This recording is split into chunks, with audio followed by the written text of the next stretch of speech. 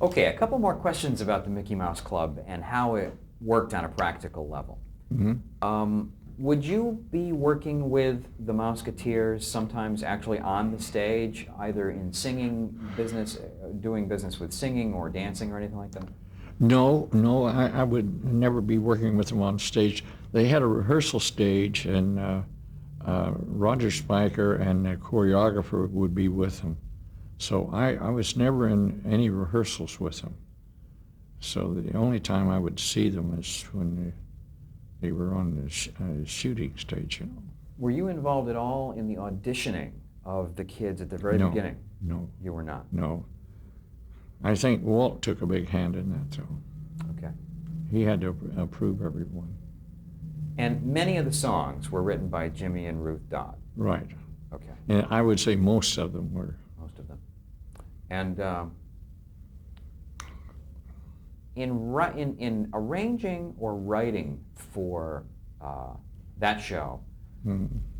are the rules any different about writing for a children's show than they would be for a movie or anything else? Or is music music? You mean a television show in general?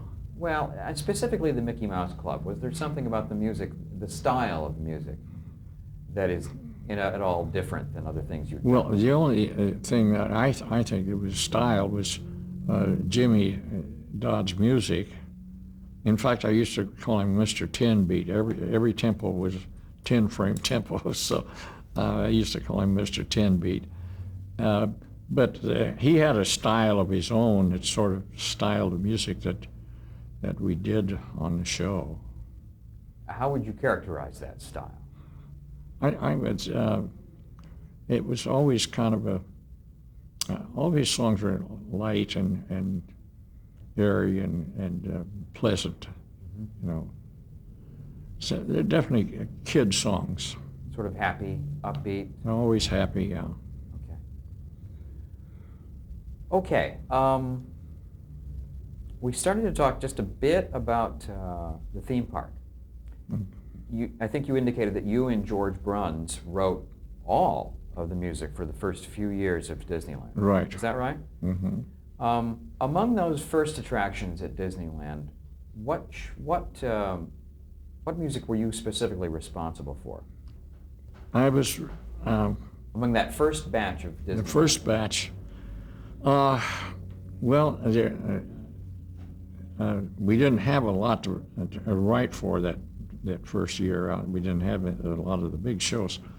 But I remember I did the Wishing Well song where the well was working. I did some of the area music. George, the only fully finished show was the Tiki Room. And George did that. I never did anything on the Tiki Room. But there was in the what land is it?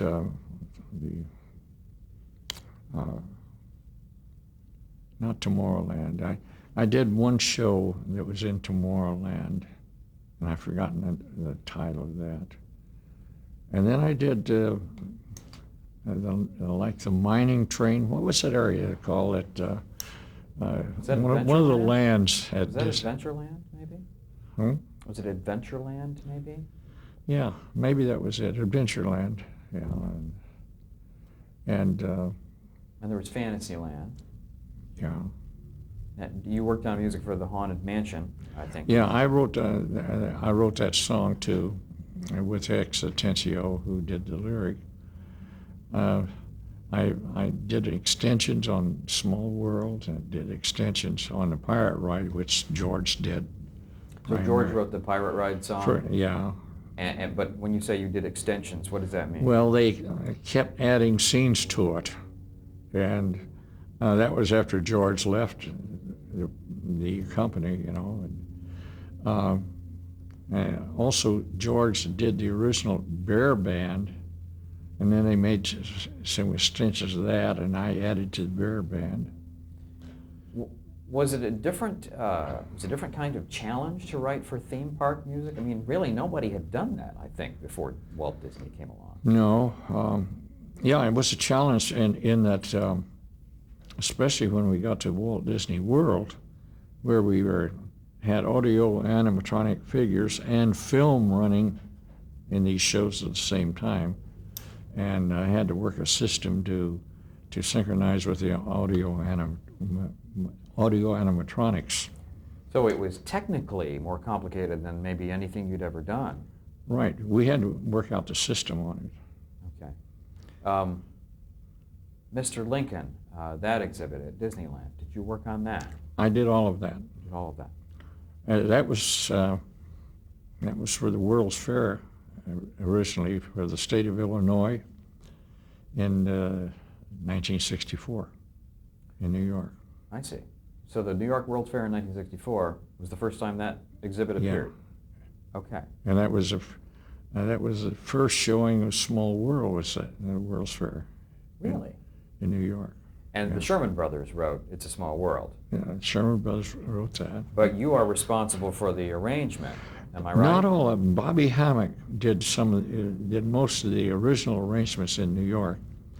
But then when they brought it out here, they had extensions to it. I did those. I did the clock at Disneyland, which was a nightmare at the time. And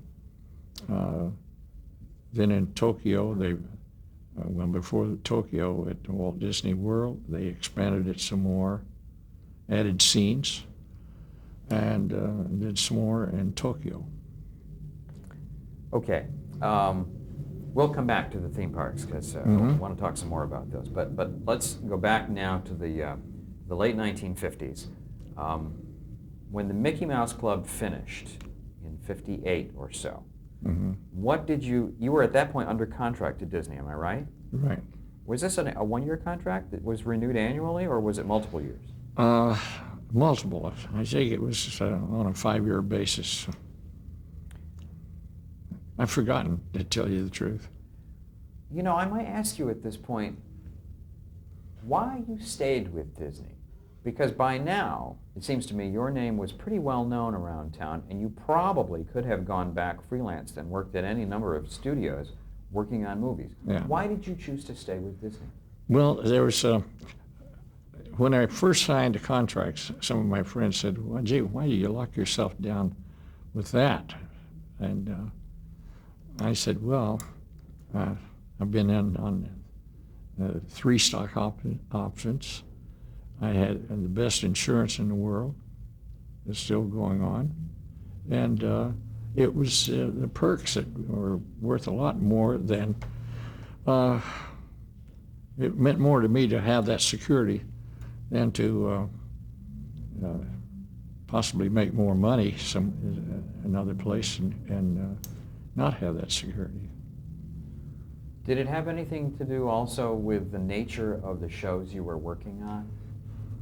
Somewhat, yeah, because we sort of created our own sound at Disney. In fact, a lot of musicians, people would say, gee, what do you guys do out there that you don't have to see the picture, you know it's Disney, it's a Disney picture when you hear the music. And I don't really know what we did, but we did have our own sound out there. And even to this day, I can fall right back into it and get that sound, you know. What is that sound? Can you define that sound? I don't know. It's sort of a lightness, and it's always a kind of a happy sound. One thing I do that seems to help enhance that a bit, like with the string section, I might have a glockenspiel playing along with the first violins, and you don't even hear the glock, but it gives sort of an edge to it. And we had a lot of little tricks like that. Did it have anything to do with where you recorded and the size of orchestra that you might have used? Well, where we recorded, the Disney stage was one of the worst in town. Was it really? Yeah. Why? If you got more than 55 musicians on that stage, it stopped hearing. You still, if you had 70 people there, it still sounded like 55. You couldn't get that huge, big orchestra sound there. And then one time they wanted to make it look nicer, so they came in and put all these baffles in, and then they painted them, and it killed the effect then, because we was getting the sound bouncing all around. So it was acoustically even worse Yeah, when they did that. yeah. Yeah. But it looked good. Did you ever record off the Disney lot? Yes, we recorded, I recorded the first feature I did. I recorded that at Goldwyn. And Goldwyn was reputed to have one of the best sounds. That was in town. one of the best sounds in town Yeah. at the time. Well, Then we did quite a few things. I did quite a lot of Fox and the Hound at Warner's. We recorded all the vocals at Warner's. I remember that. and that was the feature film, The Fox and the Hound, that you did many years later. Yeah. Okay. Okay. One more question about the Disney sound before we jump back to 1958. Is it also possible that the Disney sound had something to do with the fact that it was 5 primarily in-house composers who were working in close proximity? So that, is it possible that, your music might sound like Paul Smith, that might sound like Ollie Wallace? I mean, that all of you guys sort of wrote in a similar style? Could be, especially from my standpoint. I admired Paul Smith so much as a composer. I don't think you could name a composer that's any better than Paul Smith was in this business. And that's the top big names that we know about today. I think I learned more from him than anyone I've ever been around. Why do you think Paul Smith's name isn't as well known as some of these other top composers? Well, it's sort of less than Victor Young, but why isn't Victor Young way up there, a lot higher than he ever achieved, I think? Yeah. Why do you think that is? I don't know. But with Paul, I don't think Paul cared whether he was known or not. This guy could write the greatest music, and he was a lot more interested in the stock market. Really? Yeah. Yeah. No kidding. Did he do well in the market? Yeah, he did well in the market. Oh, that's great. One time he got angry at Walt for some reason or other, and he quit. And he moved down to San Clemente, and he was down there about 3 months, and he called Bob Jackman, who was the head of the music department, and he said, Bob, will you send my stopwatch down here? And Bob said, oh, great, Paul. You're going to start writing some more, huh? He said, no, I just want to time this train as it goes by. One more thing, I guess, before we leave the Mickey Mouse Club. The Mickey Mouse Club was revived many years later for, as I seem to recall, the Disney Channel. Did you contribute to any of those shows? No. Later, you did not? No, Okay. nothing. All right. Okay, 1958, Disney's Mickey Mouse Club show is done, at least as far as you're concerned. What did you do then? Did you work on more shows for Disneyland, or did you start doing features, or both? I started doing the first things out after the Mickey Mouse Club. I started doing some animated shorts, and I wanted to do that because the animation process at Disney was the best that you could get, And in fact, all 5 of us there, we never used real time. We worked in footage. Everything was timed in footage. In terms of the composing, Yeah. whereas a lot of composers would say, okay, I know I'm working with a piece of film here that's 1 minute and 16 2/5 seconds long, Mhm. you'd be working instead in how foot. how many feet the film lasted. Right, right. Why would that be? You can be more accurate. And since we're doing animation, if we wanted to hit on a certain frame, it would be there. We could do it. Yeah. Is that more complicated than the way the other composers work, to work in footage?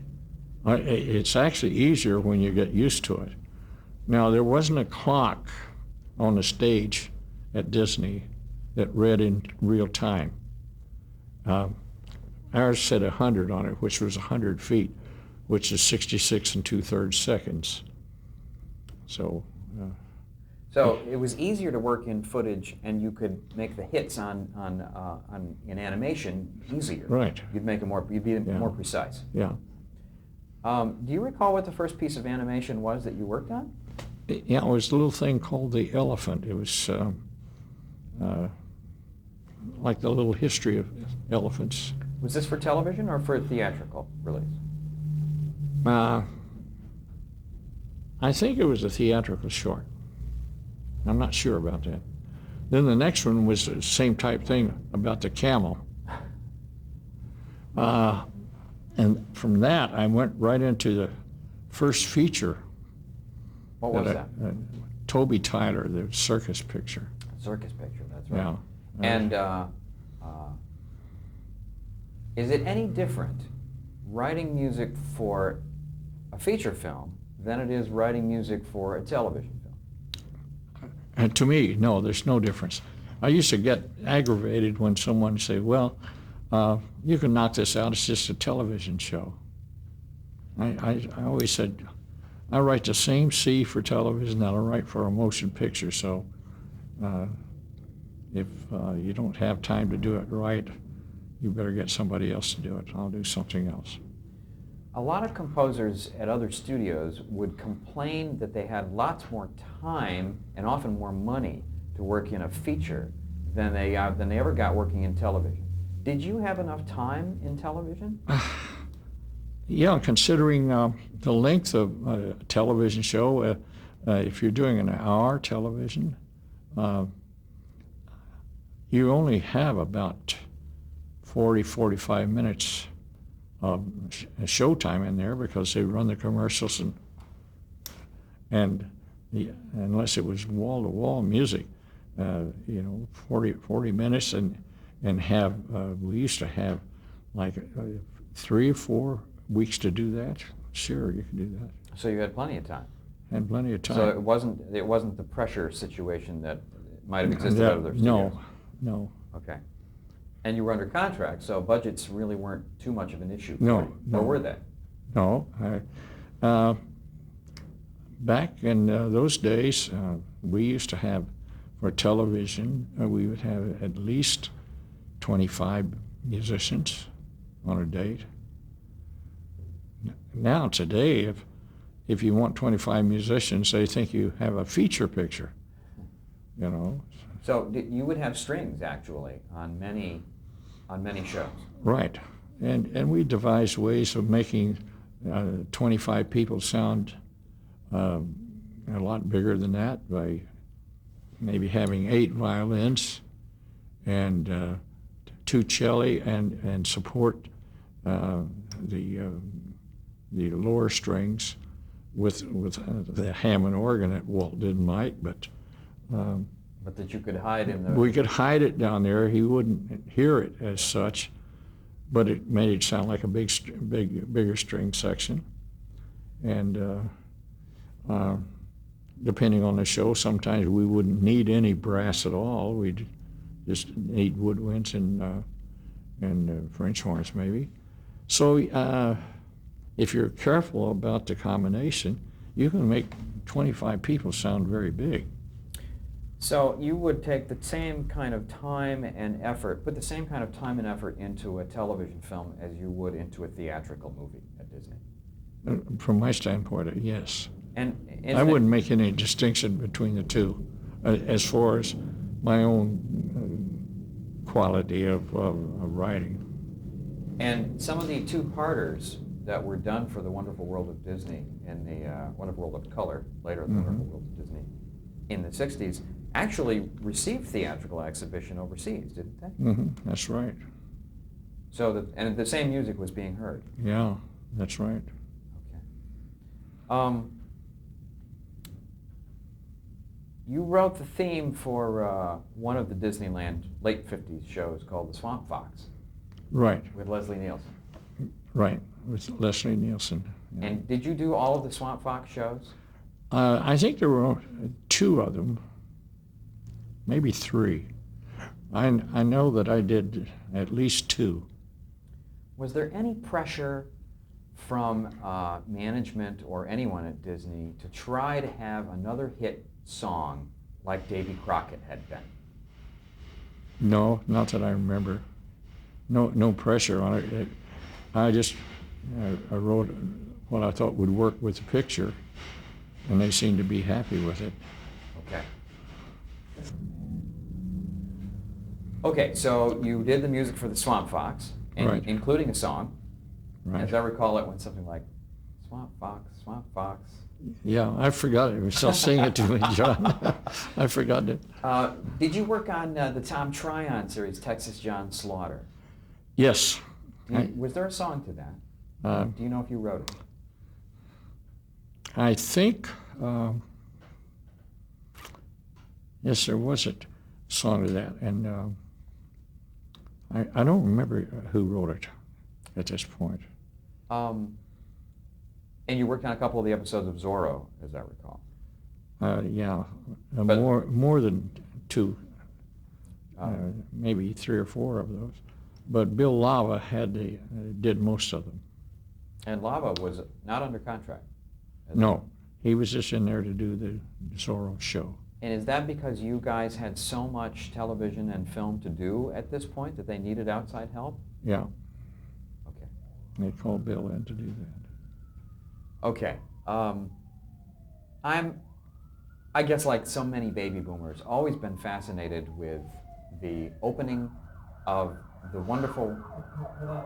We'll keep running. We'll keep wait for the siren.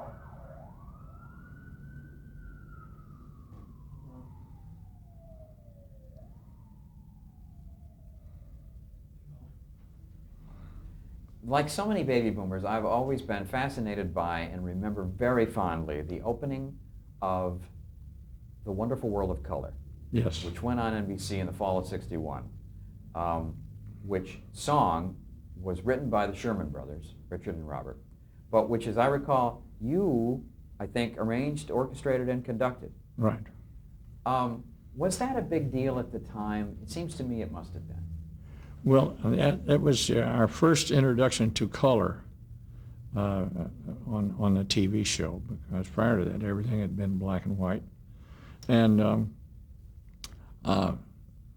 the Shermans wrote this tune, and then they had these different cuts, colorful shots of birds and water and all kinds of beautiful things. So I had it laid it out there, so we placed the song in a certain place. The song was already written, and So the song came before the visuals? we actually recorded the song first. And I think the visual was temporary. They had some cuts there. And then we laid the song against it, and I was able to leave enough headway at the head end for it to write a nice introduction to it and make it work, because those were beautiful scenes, and it gave me a chance to do sort of a second course type thing where it was nice musical transition there for to get back into the song again. It was, I've forgotten the length of that, but it wasn't too long, but it was a nice little piece.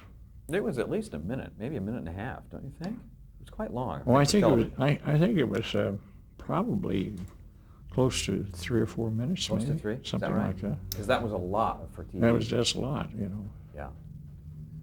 What was it like to work with the Sherman Brothers? You worked with them kind of a lot, didn't you? A lot. On Summer Magic, there were, 10 songs in there, I think. I did all the Winnie the Poohs with them. And in this case, they would write the songs, but you would write the arrangements and the underscore. Right. Okay. I just got lead sheets from them, you know. And let me stop you there. And what exactly is on a lead sheet? Well, Dick was able to play the piano, Dick Sherman, and he was able to mark down just like a single line piano part, and he had chord symbols over it. You know, this is single line melody line. So you would get a basic melody and lyrics. Basic melody and lyric with some chord symbols that I would change around a bit where it needed to be. Okay. But that was all I needed. But I worked with him on a number of shows and park things, and they're great to work with. Nice guys? Nice guys, both of them. Yeah. Yeah.